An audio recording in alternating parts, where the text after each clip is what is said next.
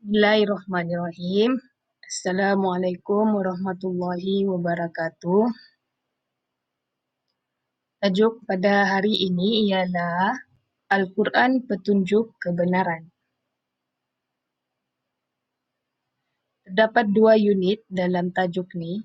Unit yang pertama ialah Message Al-Quran, dan dalam unit pertama ni kita akan sama-sama baca Surah Al-Kahfi ayat 1 hingga 5. Dan untuk pengetahuan kamu, Surah Al-Kahfi ayat 1 hingga 5 dan unit kedua nanti sambungan 6 hingga 10. Maksudnya kamu kena baca dan hafal Surah Al-Kahfi ni ayat 1 hingga 10 untuk markah PT3 kamu. Okey, untuk permulaan kita akan sama-sama dengar dan sama-sama baca Surah Al-Kahfi ayat 1 hingga 5. Alhamdulillahilladzi anzala ala 'abdihil kitaba wa lam yaj'al lahu 'iwaja qayyiman liyunzira ba'san syadidan min ladunhu wa yubashshiral mu'minin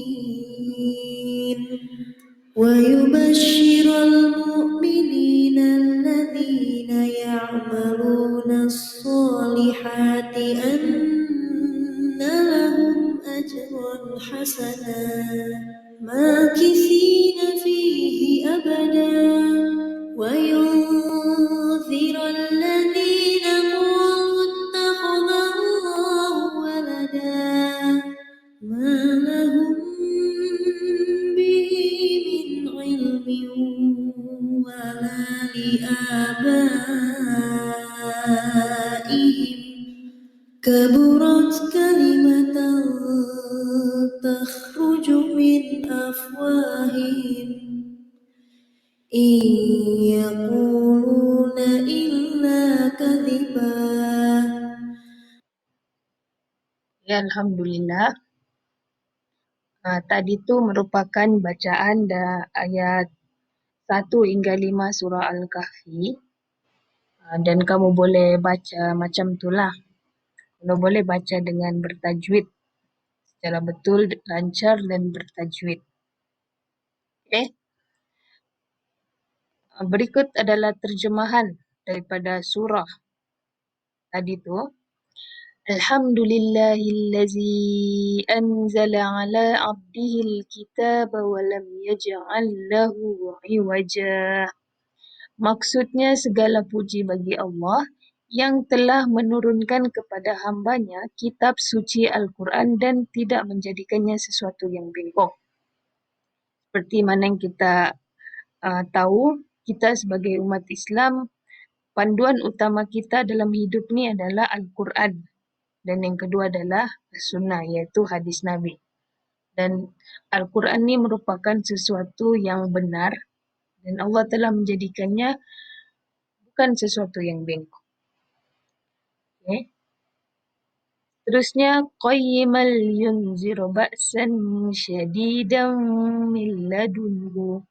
Bahkan keadaannya, iaitu Al-Quran, tetap benar untuk memberi peringatan dengan azab yang sangat dahsyat di sisi Allah. Dalam Al-Quran ada banyak juga peringatan-peringatan tentang azab-azab di neraka, tentang balasan bagi orang-orang yang membuat dosa. Okay. Ayat yang kedua, wa yubashshirul mu'minina allazina ya'maluna as-solihat anna lahum ajrun hasanah. Dan memberikan berita gembira kepada orang yang beriman yang melakukan amal-amal soleh bahawa mereka akan mendapat balasan yang baik. Dalam dunia ni, apa yang kita buat semuanya akan dipersoalkan di akhirat kelak. Kalau orang yang melakukan perkara yang baik akan dapat balasan yang baik. dan yang membuat sebaliknya akan dapat balasan yang sebaliknya. Jadi harap-harap kita tergolong dalam golongan orang yang beriman supaya kita dapat berita gembira. Ayat yang ketiga, makithina fihi abada, dan mereka itu tetap tinggal dalam balasan yang baik itu selama-lamanya. Wa yunzirul ladzina qalu ittakhazallahu walada. Dan juga Al-Quran itu memberi amaran kepada orang yang berkata Allah itu mempunyai anak. Nah, ini terdapat amaran nih dalam Al-Quran. Ini orang-orang yang orang-orang kafir lah yang mengatakan Allah itu mempunyai anak. Dan ayat yang terakhir, ayat yang kelima, ma lahum bihi min ilmi wala li abaihim. Mereka tidak mempunyai pengetahuan mengenainya dan tiada juga datuk nenek mereka. Kaburat kalimatan takhruju min afwahihim yaquluna illa kazibah. Besar sungguh perkataan syirik yang keluar daripada mulut mereka. Mereka hanya mengatakan perkara yang dusta. Oke. Intisari ayat bagi ayat 1 hingga 5 tadi. Yang pertama, Allah menjadikan Al-Quran ini sebuah kitab yang benar dan sebagai petunjuk kepada manusia. Nah, ini kita punya panduan hidup, petunjuk bagi manusia sampailah kiamat. Yang kedua, Al-Quran membawa berita gembira kepada orang yang beriman dan melakukan amalan soleh. Ini sudah terangkan tadi. Yang ketiga, Al-Quran memberikan peringatan tentang balasan neraka kepada orang yang melakukan syirik. Tahukah apa itu syirik? Syirik itu merupakan menyekutukan, perbuatan menyekutukan Allah. Kita percaya sesuatu makhluk lebih berkuasa daripada Allah, maka itu adalah syirik. Dan untuk pengetahuan dosa syirik ni, dosa yang besar yang tidak akan diampunkan oleh Allah. Tapi apa-apa pun kita berdoalah semoga kita ni tidak tergolong dalam golongan orang yang syirik. Lafaz syirik merupakan sesuatu pembohongan terhadap Allah. Dan perbuatan syirik ni berpunca daripada kejahilan dan mengikut ajaran nenek moyang secara membuta tuli.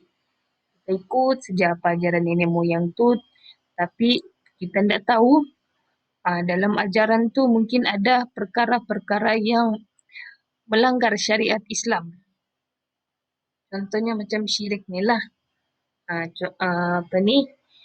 Salah satu contoh syirik yang boleh saya bagi tahu, contohnya macam tangkal, azimat.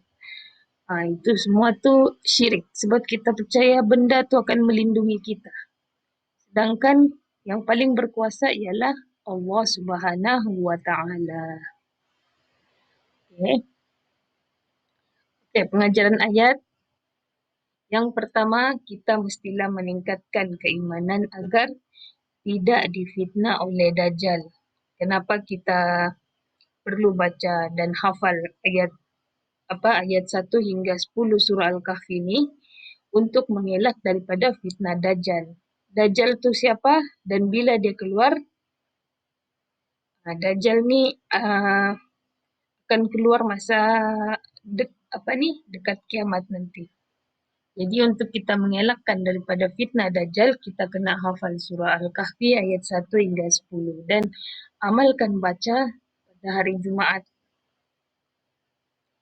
Yang kedua, kita mestilah mengelakkan diri daripada lalai dengan kemewahan dunia kerana biasa di dunia adalah buat sementara. Semua yang ada di dunia ni semuanya cuma sementara. Yang kekal hanyalah kehidupan di akhirat kelak. Kalau mau dibandingkan kehidupan kita di dunia ni dengan di akhirat kelak, Nabi ada sebut dalam hadis, kita hidup di dunia ni cuma setengah hari saja. Selebihnya tu kehidupan di akhirat kelak. Jadi kenapa kita mau kejar sementara, sedangkan ada kehidupan yang lebih baik daripada kehidupan di dunia.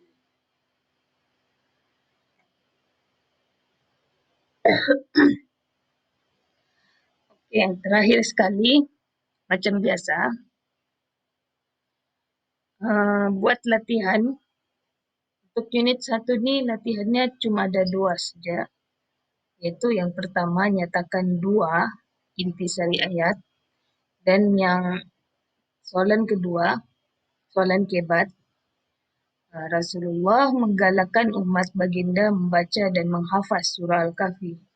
Jadi, kemukakan hujah ataupun pendapat kamu tentang kelebihan membaca dan menghafaz surah Al-Kahfi.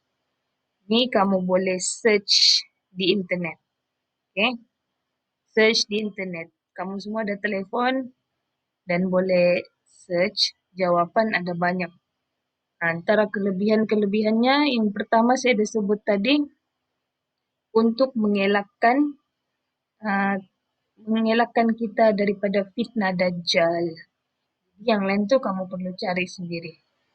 Ini soalan kebat, kalau boleh jawab dengan format kebat. Okay? Itu saja untuk hari ini. Nanti kita akan sambung unit 2. Okay? Sekian, terima kasih.